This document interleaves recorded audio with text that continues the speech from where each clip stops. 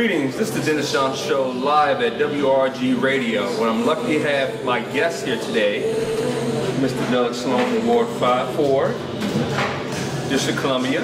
And of course I have my fellow broadcaster from Politikin Our Way, Mr. Jenkins. We have a lot to discuss today, and it's going to be an open forum. So we're going to shoot from the hip, but it's going to be good information, good feedback from all of us here, because we have a lot to discuss here, because a lot's been going on in social media, the world itself, grassroots and globally. So I'm going to open up. I know Mr. Doud Sloan has a lot to discuss, because we talked earlier and he has a lot of good points to cover. So I'll let you take the floor. Yeah, well, thanks for having me on your show, first of all. Thanks for being here. It's a pleasure to be here. And yeah, this is a very robust news cycle that we're in right now. You know, the news is coming in waves, you know, like the Allies bombing Germany. You know, it's just non-stop. Yeah. So, you know, right now we're dealing with the most recent stuff that just happened in the last 24 hours, the shootings in Chattanooga, which at first was classified as homegrown terrorism. Now they're saying, well, this is just workplace violence, because if you categorize this as terrorism, then you have to categorize what happened in South Carolina and Charlotte. Yes, terrorism as well. So, you know, so they're kind of walking back the verbiage and the definitions on that. Like, you know, you have the shootings in Chattanooga. You have what happened to Sandra Bland in Texas. Yeah. Her dying in police custody after something as benign as a traffic violation for failing to properly signal a lane change, and someone is dead behind that. That's incredible. Then you can go back even further back to the shootings in Charleston, South Carolina. President Obama visiting prison, the U.S. penitentiary. First time in history any sitting president is doing that. He's talking about criminal justice reform, which is very big. And the leader of the Speaker of the House, John Boehner, agreed with him on that issue that we should have criminal justice. Yep. That's big. That's good. Agreed, right? You're seeing it a lot. You're seeing it a lot. And then, as you mentioned, what happened up in Baltimore. You can go back to Rachel Dolezal. So it's just a very robust news cycle that we're living in. Not to mention the regular stuff, like there's a presidential election. 2016. About that. Yeah. We just signed a historic arms deal with Iran. Right. You know, that's huge. That's never happened before. Every now and then, I guess I hold on to my paper so long. I subscribe to the Washington Post, which is a paper of Washington, D.C. And every now and then I just go back and look at the front pages. You just go back a few months, or, you know, maybe back to early this year, and, you know, talking about some things in Baltimore before what happened with Freddie Gray. Riots. And I remember an article in the Metro section about police officers trying to reach and accord with some of the young men in the city that were frequenting the Inner Harbor, and trying to reach out to them and try to make sure that, you know, there wouldn't be any incidents of violence or something like that.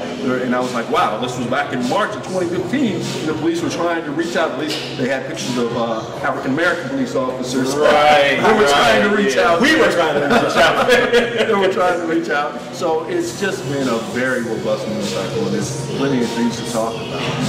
Yeah, the thing that was really sparked my interest was the issue of Sandra Bland, you know, dying in police custody, and I think it's Waller County, Texas, which even the mayor and I think one of the chief judge down there says is one of the most racist counties in Texas. Texas may be one of the most racist states in the union. They fry more people than Colonel Sanders does chicken.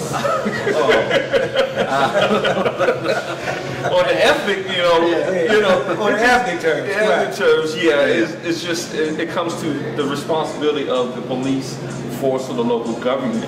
Right. And I see a lot of people are literally trying their best to take in charge of those things, like take responsibility for the police force. Like they chain of command, it's like their command staff is saying, look, footbeat officers, look, we really need you to get in touch with footbeat or patrol you on in the streets. Right. We can't have you in vehicles no more. We gotta really put you on your feet, talk to people, don't harass people. Right. You have to be out in the community. You can't ride 4 deep to a car. Right. Some of the stuff I'm seeing in D.C. Still jumping out. Some of the new officers are, some of the new recruits are 4 deep in the car. Because they recruit them from, West Virginia, Pennsylvania, something like that. They come down here, normally white cops who don't have any experience in an urban environment. Maybe if you recruited white cops that were from urban environments, you wouldn't have this problem. But white cops that are not from an urban environment, coming into an urban environment, they still have the view of the District of Columbia back in the 1990s being the murder capital. Being a police officer, we are far removed from the DC of old. But they still have that in their head, so they're still, it's a fear. It's literally a fear there when it comes to law enforcement officers. Black, white, other ethnicities of police officers. It's just that it's like you always hear about that blue. They always bleed blue.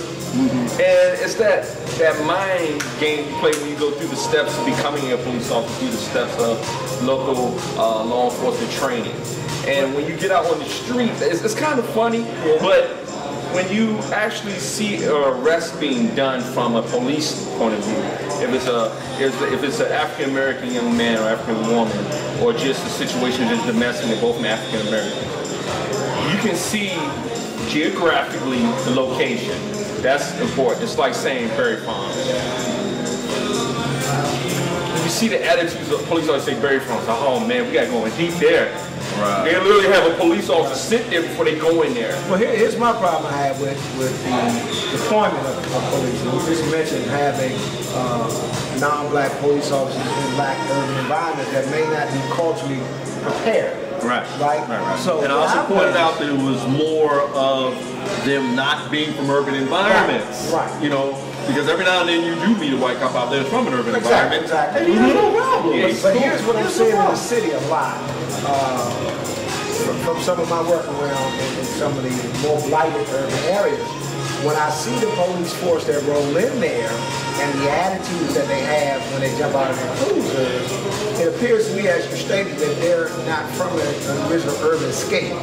So they're still in the learning process, but they're asked to do an active job today. And what happens is, for me, during the deployment, I think it's unfair to the citizens, it's unfair to the police officers themselves to be deployed into areas that don't fit their general knowledge at that particular moment. So what I'm saying is, if I got a group of cops that are coming from a small town in West Virginia, which by note, there is a town in West Virginia that has populated our Ward 7 police force for years. Okay, so we might want to check into that. But what happens is... That's 6D, right? 7D. 7D covers Ward 8 and 7? Yeah. They split. They actually did a lot of reconfiguring the different... because some people were getting overwhelmed because of the calls we get, like homicides and vice, like drug enforcement. And then you have the local school police. And then you have the housing police. And they all working together now under Homeland Security, because Homeland Security is right up the street from them. So since these new vices, these new like Homeland Security in the area now, it's like in these new urban areas are getting re-established, rebuilt. Right. But see, all the development also figures into that. They have all these new people moving in the city. But back to the point is that I've noticed, and this has been kind of like over some years now, that if I go to up in Northwest, I see this dichotomy of colors coming out of the police car, right? Black, white, Hispanic, or whatever. If I go to the Mount Pleasant area, I see more Hispanic police. Right. Correct. But if I go to the 7 and 8, 7 and 8, I'm seeing more white cops. And I'm not being prejudiced, but when they come out in forces, there's not a 50-50 ratio. There's a 60-40 or 70-30 sometimes. And what you understand is that, one, the citizenship there, they're going to let's talk about it. It's a race issue. They're going to resent the fact that, hey, this non-African American, let's be politically correct or not, this white cop has now got me in handcuffs, and I have no problem with that. But the black cop is standing there, he's taking a station, but these guys are the lower rungs who actually have to do the dirty work. And they're the ones, even on the patrols, they're jumping out doing the drug busts and such in some of these project areas. Okay, they're doing wrong, of course, but if I'm a black citizen and I'm in my neighborhood and I see a cruiser full of white cops come, I have a problem with the cops already because I'm doing something illegal, of course, possibly. But then when the officer gets out, he's not from Nerve Escape. He has this embedded difference for me. I have an embedded difference from him. We got to cross that divide before we get to the legal aspects of our encounter. Right? So what happens is it goes wrong. It goes awry from the start. Nothing's solved. The best thing you can do is put cuffs on me, get me in the car, get me downtown, and guess what? By tomorrow morning, that same guy's back on the corner because whatever he was arrested for wasn't even warranted. It's not. Or they fumbled the ball because they weren't prepared to do the proper police work it took to keep that guy in custody. Which kind of goes back to his point when he was saying that police officers need to be out more in the community. And if you had police officers, whether they be black or white, they were more prepared to deal with the urban environment and out and engaging people in the urban environment, then you wouldn't have to have a jump out.